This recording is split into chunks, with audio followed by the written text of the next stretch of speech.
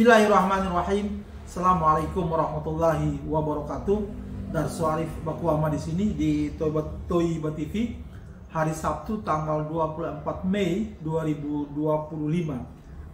Saudara-saudara, baru 5 hari yang lalu, tepatnya tanggal 19 Mei yang baru lalu, itu di sebuah siaran televisi swasta, di siaran infotainmentnya itu kembali menghadirkan Yusuf Mansur sebagai narasumbernya. Insight Live di salah satu televisi swasta kita. Di situ Insight Live memasang detail di beritanya, Yusuf Mansur sebut mental Wirda down karena dugaan penipuan. Sepertinya ini adalah sebuah bentuk klarifikasi Yusuf Mansur terhadap tuduhan terhadap Wirda yang beberapa waktu yang lalu kita sama-sama tahu dia dituduh oleh banyak orang, banyak pihak, terutama para korban-korbannya, bahwa Wirda Mansur telah memperdaya lebih dari 9.000 orang dengan 19.000 orang maksudnya, dengan uang yang ada di balik itu ada sekitar 9 miliar rupiah. Nanti saya sertakan link dari video Insight Live itu di deskripsi nanti, lalu kita sama-sama boleh menontonnya secara tuntas. Sampai video ini saya buat, sudah ada 77 orang yang memberikan komentar pada videonya Yusuf Mansur itu, dan semua komentar itu tak lepas dari kata yang menyebutkan tipu, menipu, penipu, dan lain sebagainya yang dialamatkan kepada Yusuf Mansur dan anaknya Wirda. Boleh kita melihat sekali lagi komentar-komentar yang ada di situ, dan boleh kita mengambil kesimpulan sendiri seperti apa netizen Indonesia memberikan tanggapan atau komentarnya terhadap Yusuf Mansur dan anaknya, terhadap apa yang dikatakan oleh Yusuf Mansur dalam video itu. Ada yang menarik, saudara-saudara. Dalam video itu Yusuf Mansur kembali mengungkapkan bahwa dia akan bermain sebuah bisnis baru, semacam agen TKI, TKW untuk dipekerjakan di luar negeri. Lagi-lagi netizen Indonesia memberikan komentar terhadap pengakuan Yusuf Mansur itu yang sangat negatif. Saudara-saudara, belum lagi Yusuf Mansur ini mempertanggungjawabkan bisnis-bisnis yang sudah dia jalankan dengan memakai atau mengumpulkan uang dari masyarakat banyak. Kali ini dia kembali mau lagi membuat bisnis baru. Tidak ada yang melarang setiap orang Indonesia yang berada di negeri ini untuk berbisnis apapun juga, selama masih berada dalam koridor halal, baik dan dibenarkan oleh undang-undang maupun oleh masyarakat kita. Hanya saja saya mau menyampaikan di sini, jika ajakan itu datang dari Yusuf Mansur, apalagi jika ajakan berbisnis itu masih dengan pola lama, yakni mengumpulkan uang, berpatungan, atau menyetorkan sejumlah uang, maka perlu kita berhati-hati dalam menyikapinya. Harus ada aturan main yang jelas, harus ada perjanjian yang jelas, harus ada tanda terima dan lain sebagainya yang jelas, sehingga jika di kemudian hari timbul masalah hukum, maka tidak seperti yang sudah-sudah yang pernah dilakukan oleh Yusuf Mansur. Kelemahan kita orang Indonesia, utamanya kita sebagai muslim, jika datang orang yang kebetulan berpredikat ustadz, maka kita tidak memperhatikan hal-hal yang menyangkut perjanjiannya, legalitasnya, dan lain sebagainya. Tentang bisnis Yusuf Mansur ini, saudara-saudara, kali ini saya mau menyampaikan di sini opini dua pemerhati Toiba TV. Opini pertama dari satu pemerhati Toiba TV yang berasal dari Malaysia. Sebut saja namanya Pak Abdullah. Pak Abdullah dari Malaysia baru saja kemarin hari Jumat tanggal 23 Mei ini dia mengirimkan kepada saya opininya sebagai berikut. Assalamualaikum. Saya tidak ada niat menghina, tetapi dari pengetahuan saya, Yusuf Mansur sebenarnya tidak mempunyai ilmu dalam urusan perniagaan atau urusan manajemen. Ilmu pengetahuan yang dimiliki oleh Yusuf Mansur hanyalah bagaimana cara untuk mendapatkan uang dengan cara yang mudah. Jadi Yusuf Mansur memilih cara mengambil uang. Jadi Yusuf Mansur memilih cara mengambil uang orang dengan janji-janji yang menguntungkan dan menyuruh orang bersedekah. Itu saja cara yang mampu dilakukan oleh Yusuf Mansur. Cuma Pak Abdullah menulis lagi, kesilapan bagi orang-orang yang terlibat dengan investasi dengan Yusuf Mansur itu tidak paham dan tidak teliti sebelum menginvestasikan uang mereka. Yusuf Mansur, lanjut Pak Abdullah, berbohong. Seandainya Yusuf Mansur mengatakan memiliki perusahaan bernilai 4 triliun, seandainya benar Yusuf Mansur mempunyai aset bernilai 4 triliun, itu berarti Yusuf Mansur berpendapatan miliaran setiap bulan. Kenapa masalahnya tidak pernah diselesaikan? Ini sebuah opini yang sangat bagus menurut saya menanggapi rencana Yusuf Mansur untuk melebarkan atau membuka kembali bisnis-bisnis dengan mengajak banyak orang. Saudara-saudara, Pak Abdullah ini banyak sekali memberikan opininya. Nanti pada video-video mendatang saya akan merangkum opini-opini dia yang dia tulis menyangkut pandangan dan pendapat dia terhadap Yusuf Mansur. Insya Allah.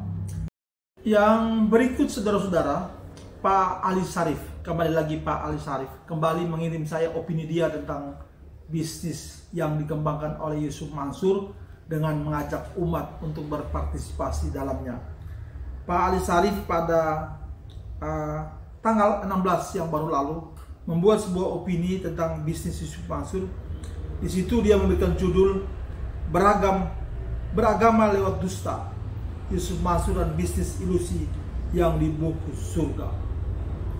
Beragama lewat dusta, Yusuf Mansur dan bisnis ilusi yang dibungkus surga. Dalam satu ceramahnya yang beredar luas di YouTube, Yusuf Mansur dengan wajah meyakinkan berkisah tentang sedekah 500 rupiah yang berubah menjadi 500 ribu, lalu 500 juta, bahkan sampai 5 miliar. Di lain kesempatan ia bercerita tentang perjumpaan dia dengan Nabi Muhammad SAW, juga percakapannya dengan semut dan ikan-ikan di pasar yang meloncat sendiri ke dalam keranjang.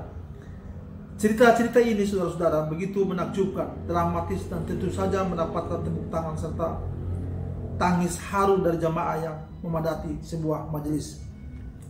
Tapi kenyataannya ternyata tidak sesahdu cerita. Mereka yang percaya dan menyerahkan uang kepada Yusuf Mansur melalui berbagai lini bisnis syariahnya, mulai dari PayTrend, proyek hotel patungan, hingga investasi haji dan umroh, satu persatu mulai merasa ditinggalkan. Uang mereka tidak kembali. Janji manis Yusuf Mansur berubah menjadi senyap. Yusuf Mansur yang dulu melenggang dari satu panggung ke panggung lain, ceramah di mana-mana, tampil rutin di televisi, dan menjadi rujukan utama bagi mereka yang mencari keajaiban lewat sedekah. Tetapi itu masa lalu. Kini panggung-panggung itu semakin sepi. Stasiun televisi yang dulu memperebutkannya sudah tak lagi menayangkannya. Undangan ceramah pun surut. Popularitasnya runtuh bukan karena fitnah, tapi karena realitas yang tak bisa ditutupi oleh kisah-kisah ajaib yang ternyata fiktif. Tahun 2017, Yusuf Mansur mendorong publik untuk berinvestasi dalam aplikasi PayTrend yang digadang-gadang akan menjadi solusi digital keuangan umat. Ia menyebutnya sebagai bentuk jihad ekonomi, bahkan menyamakan sistem bisnisnya dengan Gojek dan Grab. Investor pun berbondong-bondong menanamkan uangnya. Namun pada tahun 2022, OJK menyebut izin PayTrend telah dicabut. Dalam laporan keuangan perusahaan, kerugian tercatat terus membengkak sehingga sebagian besar mitra kehilangan arah bahkan modal tak ada, transparan, apalagi pertanggungjawaban yang jelas dari sang ustadz. Jadi saya mereview sedikit. Yusuf Mansur mendirikan Paytrend tahun 2017, kemudian 5 tahun kemudian morat marit dan hancur. Tahun 2022 itu sudah hancur. Bersamaan dengan itu sister company dari Paytrend juga mengumpulkan uang dari banyak orang dari masyarakat untuk menanamkan modalnya kembali ke Paytrend, yang kemudian rangkaian peristiwa matinya Paytrend itu sampai Yusuf Mansur mencoba untuk kembali memasang pengumuman di beberapa koran sudah saya videokan. Yusuf Mansur menunjukkan satu hal yang menakutkan dalam praktek keberagamaan kita hari ini. Bagaimana agama menjadi alat yang efektif untuk menutupi kebusukan. Bagaimana popularitas seorang ustadz berjubah putih dan kalimat-kalimat subhanallah bisa membuat publik kehilangan daya kritis, bahkan membenarkan kebohongan yang terang benderang. Sayangnya ketika dusta dibungkus agama, yang terjadi bukan sekedar penyesatan tetapi juga penghancuran kepercayaan umat. Mereka yang semula bersemangat bersedekah kini mulai ragu. Mereka yang percaya pada narasi keberkahan kini merasa ditipu. Kerusakan ini lebih dalam dari sekedar kebangkrutan finansial. Ia menyentuh inti dari keberagamaan itu sendiri. Yusuf Mansur telah mempermainkan keduanya, dan dalam dunia yang waras ia harusnya dimintai pertanggungjawaban. Saudara-saudara, itulah gambaran dua orang. Satu Pak Abdullah dari Malaysia yang melihat dari jauh tentang bagaimana sepak terjang Yusuf Mansur, dan kemudian akibat-akibat yang ditimbulkan akibat bisnis dia merangkul masyarakat untuk berpatungan, menyetorkan uang dan sebagainya. Dan intelektual kita Pak Ali Syarif juga memberikan tanggapannya. Setelah hancur sana sini, bisnisnya berantakan sana sini, kali ini Yusuf Mansur kembali mau memperkenalkan bisnis dia yang baru, sebuah bisnis agen TKI TKW yang menurut dia akan dikirimkan ke luar negeri. Kita tentu tidak perlu menaruh buruk sangka pada hal ini. Semua orang boleh berbisnis apa saja. Hanya saja terhadap Yusuf Mansur perlu kita berhati-hati jika ingin bergabung bersama dia. Saudara-saudara, berikut ini saya mau lampirkan potongan video yang saya sudah sebutkan di awal tentang bagaimana Yusuf Mansur mau atau berencana membuka agen tenaga kerja untuk dikirimkan ke luar negeri. Yang mau mempercayainya lagi silakan, tidak ada yang melarang. Yang tidak mempercayainya sama sekali juga tidak ada masalah. Hanya saja nanti video itu Anda boleh melihat komentar-komentar yang ada di dalamnya. Sampai video ini ditayangkan sudah ada 77 komentar, dan semua komentarnya itu membuat kita mengelus dada. Saudara-saudara, perkembangan kantor Paytrend di Bandung yang sudah saya videokan pada video terdahulu sebelum ini, saya akan kabarkan pada video mendatang sampai di mana perkembangan kantor Paytrend yang sudah disegel oleh PLN listriknya, dan bagaimana nasibnya hari ini nanti saya akan kabarkan pada video berikutnya. Saudara-saudara, demikian video saya kali ini. Silakan memberikan komentar dan tanggapan Anda tentang rencana Yusuf Mansur mendirikan perusahaan agen tenaga kerja ini.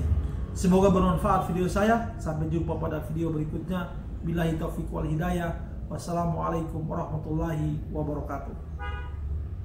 Memiliki kerajaan bisnis yang mencakup berbagai bidang dan unit usaha, Ustadz satu ini dikenal memiliki insting bisnis tinggi, termasuk langkah briliannya merambah bisnis penyaluran tenaga kerja legal ke luar negeri di tengah fenomena kelangkaan pekerjaan dan meningkatnya angka pengangguran dalam negeri beberapa waktu belakangan. Iya, karena telinga saya kan mendengar, mata saya melihat perusahaan-perusahaan banyak tutup, termasuk juga perusahaan saya sendiri gitu. Banyak yang sekarang ini harus menutup usahanya. Terus kemana orang-orangnya? ya jalannya ya diantaranya ya coba keluar dah. Di luar kan anomali, butuh orangnya kagak ada.